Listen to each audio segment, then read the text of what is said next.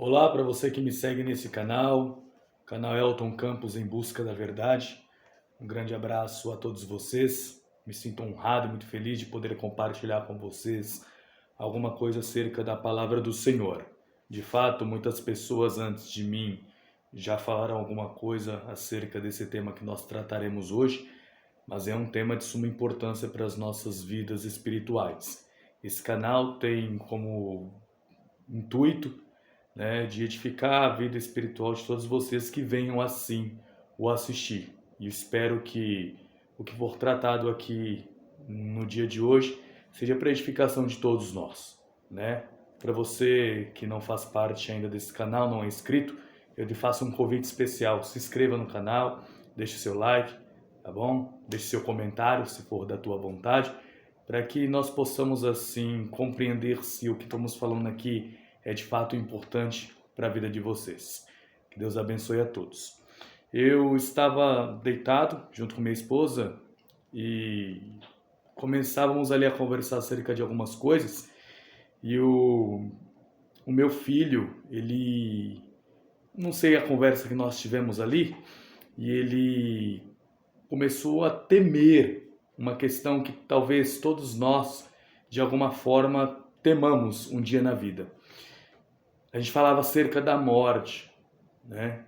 Estava conversando com a Stephanie e de repente entramos nesse assunto, a questão da morte, que todos nós um dia, se Jesus não voltar, iremos morrer, né? E falando ali, ele começou a chorar, dizendo: papai, eu não quero morrer, eu não quero morrer. Eu falei: não, filho, você não vai morrer agora, você é uma criança de 4 anos de idade, você é muito jovem para morrer. Provavelmente quando você for um pouco mais velho, né, tiver uma idade mais avançada, será natural que isso aconteça com você, mas vai demorar. E ali ele dizendo: não, ainda que eu seja velho, eu não quero morrer, e caindo em prantos, em lágrimas. E aí eu resolvi gravar esse vídeo depois de consolá-lo, ele já está dormindo, mas eu resolvi gravar esse vídeo para falar acerca desse assunto, né? A morte, um assunto que tão de perto nos rodeia todos os dias, desde a hora que saímos para trabalhar, né? Na verdade não sabemos se voltaremos para as nossas casas. A morte é um dos assuntos mais debatidos na história da humanidade, né? Por que esse mal vem sobre as nossas vidas, sobre os nossos familiares, sobre os nossos entes mais queridos, sobre os nossos amigos? Por que que nós choramos e pranteamos quando alguém falece, quando alguém perde completamente a vida e chega a morrer? Então eu gostaria de meditar com vocês no texto que está em São João, capítulo de número 11, o verso 25 e o verso 26. São João, capítulo 11, verso 25 e 26, que Jesus trata exatamente desse tema, a morte. Está escrito: disse Jesus: eu sou a ressurreição e a vida. Quem crê em mim, ainda que esteja morto, viverá. E quem vive e crê em mim, jamais morrerá. E ele faz uma pergunta no final: crê nisso? O contexto ali nós conhecemos e sabemos. Jesus está para ressuscitar Lázaro e Marta e Maria estão desesperadas porque o Lázaro está morto e sepultado há 4 dias e não tem mais o que ser feito aos olhos do homem. Era costume no Oriente Próximo de eles acreditarem que um grande mestre moral, um grande profeta poderia ressuscitar uma pessoa morta depois de 3 dias. Se passasse desse período de tempo, uma pessoa já não poderia mais ser ressurreta por um profeta, a não ser que o próprio Deus viesse e desse vida a essa pessoa. Então estava ali Jesus, mostrando que ele é o próprio Deus e a vida eterna, e diante disso testificando que ainda que a pessoa esteja morta, ela viverá. A vida então não é um retiro de férias, a vida então não é indolor, a vida então não é uma redoma de vidro, não vivemos num ambiente, num mundo assim. Nós sabemos que as pessoas nascem, elas crescem, se desenvolvem e morrem. Algumas não chegam nem a nascer, não passam nem por este passo a passo para poder morrer. Então tem umas que já nascem, se posso me utilizar dessa palavra, né, essa redundância, já nascem mortas. E, infelizmente, isso é um fato, né? No que consiste a vida? Essa é a pergunta a ser feita. Para que nós estamos aqui? Por que nós estamos aqui? Talvez Eclesiastes não responda bem, né? Dizendo que tudo o que se tem ouvido, o fim é: teme a Deus e guarde os seus mandamentos, porque este é o dever de todo homem. Então, enquanto em vida, o nosso dever é guardar os mandamentos do Senhor e temê-lo. Temê-lo como Senhor, como Deus e como absoluto sobre as nossas vidas. Lucas, ele escreve as parábolas de Jesus e ele diz: acautelai-vos, palavras do Senhor, e guardai-vos de toda espécie de cobiça, porque a vida do homem não consiste naquilo que ele possui. Então, pegando esse paralelo com Eclesiastes, nós podemos entender que a vida, ela é mais do que possuir coisas terrenas, coisas que hoje existem e amanhã já não existirão. É mais do que comprar e vender. A vida, ela consiste em amar o próximo e amar a Deus de todo o coração. A vida, então, ela é para o louvor de Deus, ela é para a glória de Deus, ela é para obedecer o Senhor, ela é para gozar a vida com Deus e ela é para permanecer na presença do Senhor. Uma vida que foge desses parâmetros, lamentavelmente, é uma vida longe de Deus, e por ser longe de Deus não é vida. Aparenta ser vida, mas não é vida. Adão e Eva, os nossos primeiros pais, eles pecaram no Éden. E por conta do pecado inicial, a morte entrou para toda a raça humana. Como está escrito, todos pecaram e destituídos estão da glória de Deus. E pecaram exatamente por conta do pecado original de Adão e Eva, os nossos pais. Eles erraram o alvo no paraíso e por isso a morte passou a todos os homens por meio do primeiro casal. Infelizmente, a tentação sobreveio, o pecado sobreveio e por conta do pecado, consequentemente, a morte. Agora o homem está à mercê do senhorio da morte. O que a Bíblia nos fala acerca desse assunto? O que a Bíblia nos tem a transmitir acerca desse tema? Como é difícil, né, meus queridos? E vocês sabem disso, principalmente quem já passou por essa situação. Como é difícil perder alguém. Como é difícil ter alguém que você ama tão próximo e de repente essa pessoa está no túmulo, está longe de você e você nunca mais verá essa pessoa. Nós temos inúmeros relatos bíblicos de pessoas que morreram, mas que foram ressurretas ou ressuscitadas pelo Senhor Jesus. João capítulo 11, que foi o texto que nós lemos, fala acerca do Lázaro. Lá em Lucas capítulo 7 fala acerca da viúva de Naim, o filho dela que tinha morrido. Lá em 1 Reis 17 fala acerca da viúva de Serepta.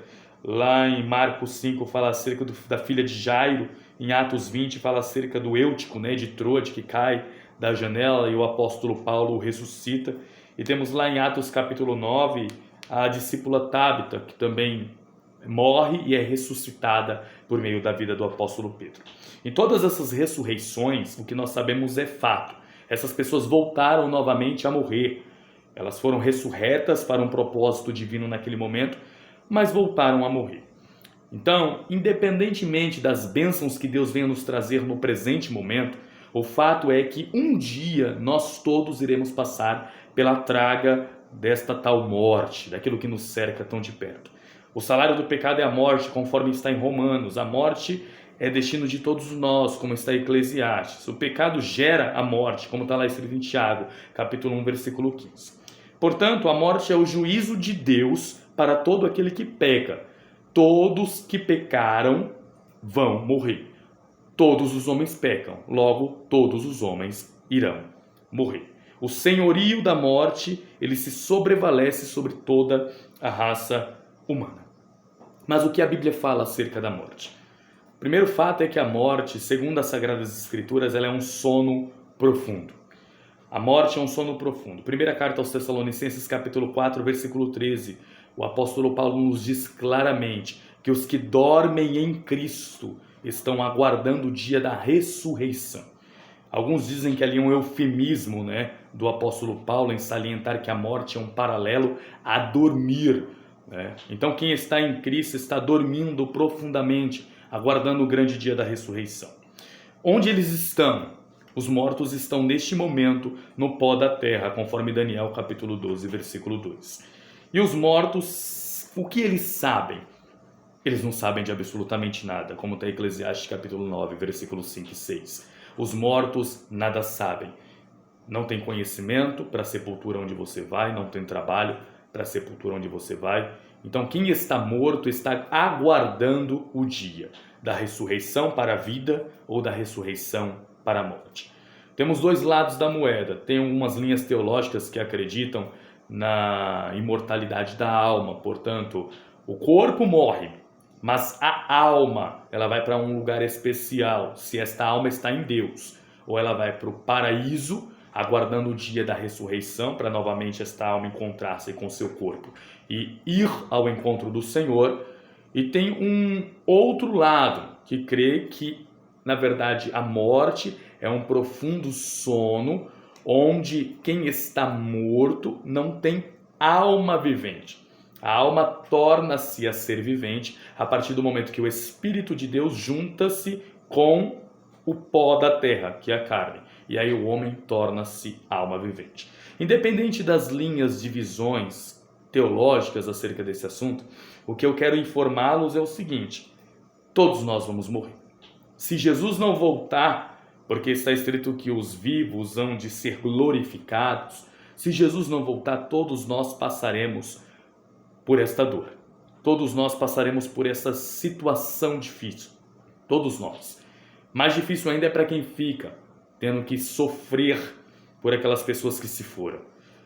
Mas a pergunta que eu te faço é: qual que é a solução para esse caso? Tem solução para a morte? A Bíblia nos diz que tem. A solução para a morte é o nosso Senhor Jesus Cristo.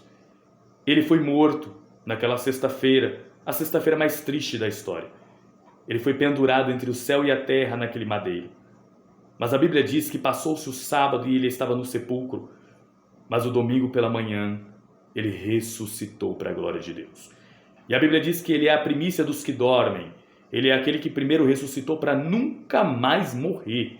E logo todos que creem em Cristo hão de ressuscitar naquele grande dia para nunca mais morrer. E tu? Hoje tens em tuas mãos a escolha: crer ou não crer. Como está escrito e nós lemos: aquele que crê em mim, ainda que esteja morto, viverá. E quem vive e crê em mim, nunca morrerá. Não são palavras minhas, são palavras do próprio Senhor da vida. Aquele que esteve morto, mas ressuscitou para a glória de Deus Pai. E com isso abriu o caminho para que todos nós pudéssemos um dia alcançar a vida eterna junto a Deus.